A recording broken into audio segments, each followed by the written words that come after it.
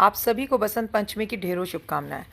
बसंत पंचमी का ये जो पावन त्योहार है, ये केवल बुद्धि के लिए नहीं, वाणी के लिए नहीं, स्टूडेंट्स के लिए नहीं, अपितु मेरे और आपके लिए भी है। आपको पता है बसंत पंचमी पे सबसे पहले पूजा किसने की थी? बसंत पंचमी में श्री कृष्ण भगवान ने माता सरस्वती की पूजा की थी और उन्हें ये वरदान दिया था, अपितु इस लोक में नहीं, पूरे दुनिया में जितने भी लोग हैं, पूरे विश्व में माँ सरस्वती की पूजा की जाती है इस दिन। आप और मैं ही माँ सरस्वती की पूजा नहीं करते। इस दिन माता सरस्वती की पूजा समस्त देवी देवता और किन्नर, जितने भी पेड़ पौधे हैं, कुदरत के अंदर जितनी भी चीज़ें हैं जिनका आपने नाम सुना है, सभी माँ सरस्वती की पूजा करते हैं। माँ सरस्वती की पूजा किए बिना हमें कभी भी लक्ष्मी प्राप्त नहीं हो सकती।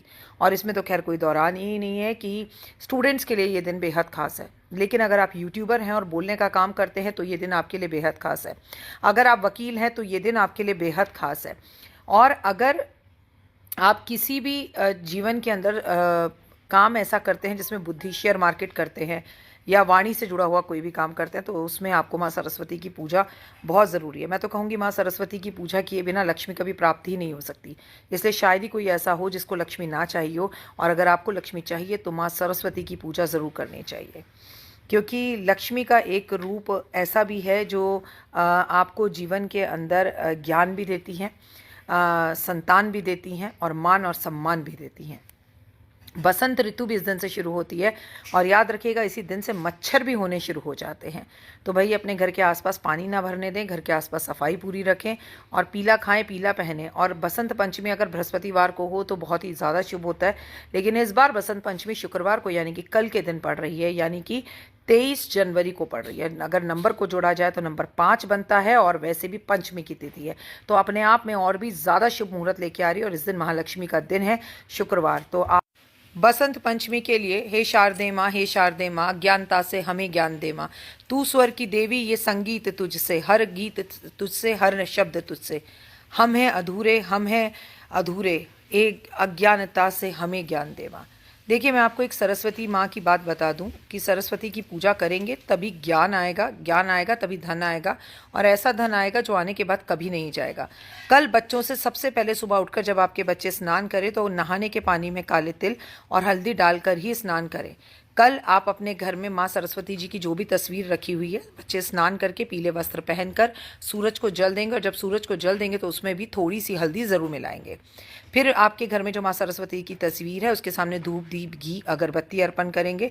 और माँ को मिष्टी दही यानी कि मीठी दही बहुत पसंद है, लेकिन उसमें एक चुटकी केसर मिला लीजिए। किसी भी रीज़न से अगर आपके घर में केसर ना हो तो एक चुटकी हल्दी मिलाकर भी माँ को भोग लगाया जा सकता है। माँ को पीले लड्डू, पीली मिठाइयाँ और आटे का हलवा बनाकर, बेसन का हलवा बनाकर भी माँ को कल भोग लगाया जा सकता है। स्वयं भोग खाना भी है और अपने घर के आसपास के बच्चों में और ज़रूरतमंदों में इस भोग को बांटना भी है। कल अपने बच्चों के हाथ से ब्राह्मण को पीला कुर्ता पजामा, पीले वस्त्र भेंट स्वरूप गिफ्ट ज़रूर दिलवाएं। कल आप अपने बच्चों को सरस्वती चालीसा पढ़ने के लिए ज़रूर कहें। कल आप अपने बच्चों के हाथ से कुछ पुस्तक, कॉपी किताब किसी ज़रूरतमंद बच्चे को जो पढ़ना चाहता है उसे ज़रूर भेंट करवाएं। आपके बच्चे खुद भी स्वयं नई कॉपी किताब खरीद कर लाएं और माँ सरस्वती के सामने रखें। उसे एक रफ कॉपी की तरह इस्तेमाल करें जब भी वो एग्ज़ाम की तैयारी करें। इसमें लिख लिख कर प्रैक्टिस करें। कल आप अपनी मम्मी पापा को एक जिसे कहते हैं पेन गिफ्ट में भेंट स्वरूप ज़रूर दें। अपने लिए भी कल विद्या की कोई अच्छी सी किताब या नॉवल ज़रूर पढ़ें। जितनी भी चीज़ें मैंने बोली वो स्टूडेंट्स को तो करनी है, लेकिन अगर आप उम्र में बड़े हैं और ऑफिस में भी काम करते हैं तो भी आपको ये सब चीज़ें ज़रूर करनी चाहिए। कल आपको अपने बच्चों के हाथ से मीठे चावल ज़रूर बंटवाने। बसंत पंचमी के दिन बसंत ऋतु तो बदलती है और गर्मियाँ शुरू हो जाती हैं, सर्दियाँ ख़त्म होती हैं। बसंत ऋतु के दिन हमें कमलगट्टे की माला माँ सरस्वती को अर्पण ज़रूर करनी चाहिए। बसंत ऋतु शुरू होने पर हमें पीली चीज़ें बांटनी चाहिए, पीले पुष्प किसी मंदिर में सजाने चाहिए, पीले गुब्बारों से मंदिर को सजाना चाहिए, अपने घर के मंदिर को सजाना चाहिए।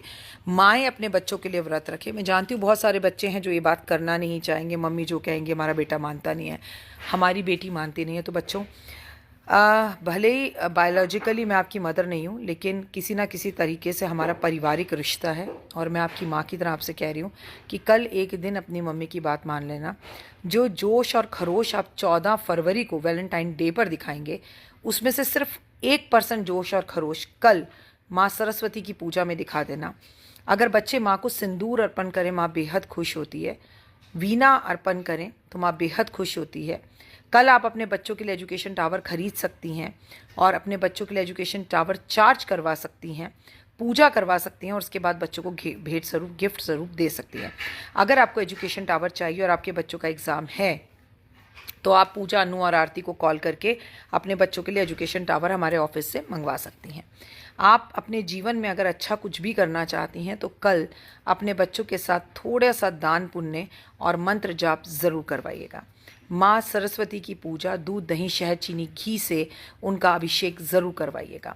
अगर अभी तक आपके घर में छोटी सी सरस्वती की संगमरमर की मूर्ति प्यारी सी नहीं है तो वो ज़रूर स्थापित कीजिएगा। कल माँ सरस्वती को मोर पंख भी भेंट स्वरूप ज़रूर दीजिएगा। कल माँ को इत्र भेंट स्वरूप ज़रूर दीजिएगा। महालक्ष्मी को कल आप गुलाब के पुष्प अर्पण ज़रूर करेंगे। आप अपनी माँ के चरण ज़रूर दबाएंगे, माँ के पास थोड़ी देर ज़रूर बैठेंगे और कल खाने में आप अपने घर में कड़ी चावल बनाएंगे। अगर आप आरजे हैं और सबको हंसाने का काम करते हैं, न्यूज़ रीडर हैं, सबको न्यूज़ देने का काम करते हैं, आप एंकर हैं, आप कहीं पर भी एंकरिंग करते हैं, तो आपके लिए भी माँ सरस्वती की पूजा बेहद ज़्यादा ज़रूरी है। माँ सरस्वती की पूजा के लिए एक उपाय जो हम सबको करना चाहिए, चाहे आपकी उम्र 60 साल है, चाहे आपकी उम्र 2 साल है, आपको एक छोटी सी मटकी लेनी है। उस मटकी के अंदर इंक डालनी है रेड कलर की और अनार की कलम लेनी है और उसमें आधा चम्मच दूध डालना है। अच्छे से मिलाकर कलम को मटकी के अंदर डालकर और माँ सरस्वती के मंदिर में रख कर आना है। कैसी होती है ये मटकी, कैसी होती है अनार की कलम, सब आपको दिखाऊंगी शाम तक जब मैं खुद अपना सामान खरीद कर ले आऊँगी।